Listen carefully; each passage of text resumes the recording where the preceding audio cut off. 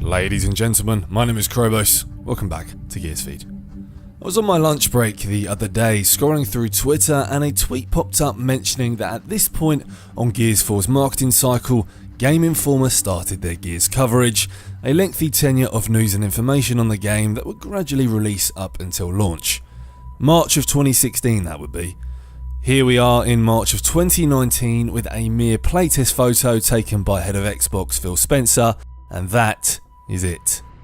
Now, I'm not saying we should expect a replica of Gears 4's news drop timeline, that would be naive. The market changes, the industry shifts and grows, it can be volatile and unforgiving. As the industry continues to grow and evolve, I do believe we're going to witness less hype and marketing over a long period, with games releasing shortly or imminently after their initial reveal to the public, which seems to be a cheaper, more viable option for developers. The Razor's Edge made a good point on this in regards to Apex Legends, Respawn's take on Battle Royale that has seen an exponential growth in popularity, and I don't think anyone could have imagined its success, and I still find it somewhat incomprehensible. He goes on to say that since Apex Legends had zero marketing pre-hype, it seems like it was impossible for it to make a bad impression. Dropping an essentially finished game into the hands of gamers right away seems to be a more viable way of distributing games. Going forward, Respawn deserve so much praise. This is an interesting time for the industry. The fact that Respawn essentially just announced and dropped a game with minimal marketing and build-up to then achieve the success that it has is remarkable and shows how the industry continues to evolve.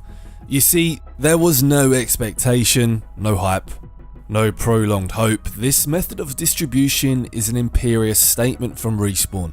Now, of course, we have to bear in mind that this won't work for every game.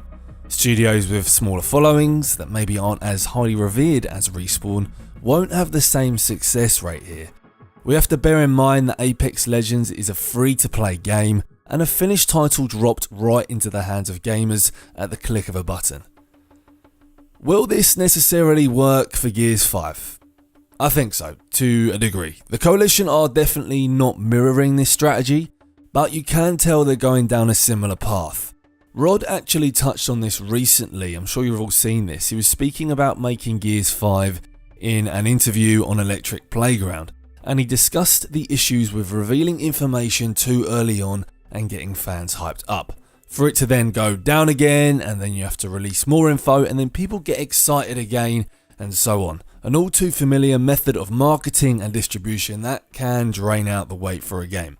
E3 the next time that we're going to hear stuff, or is it potentially a little bit? Yeah, or Gears 5, I said of war. Yeah, I mean, we're trying to, we're purposely controlling. We just don't want. The thing I found really difficult in the past is when you talk too soon. Yeah. You have to keep talking, get excited, go quiet for a while, get excited again, go quiet for a little while, get excited again, right? And so it's more about trying to find a way that we pace the kind of hype train, like how early you started. So the Coalition are purposely controlling and mitigating the information they release on Gears 5 as they pace the hype train in the build up to Gears 5's release at the end of the year. They've been quite prudent by releasing the cinematic Gears 5 trailer last year at E3. They're letting us know it's coming. It was a standout trailer that gave us enough to establish the synopsis and how things are going to play out, not to mention the outrageous visuals. Do I think we'll see anything before E3? Maybe a magazine cover at best, but it looks like we will still have to channel patience as we wait for June. And does anyone think we're getting a beta this time round? Because it's not looking likely, is it? We were playing Gears 4 in April of 2016. I don't see that happening this time round. Let me know what you think. Thank you as always for watching and listening. I hope I'll see you next time.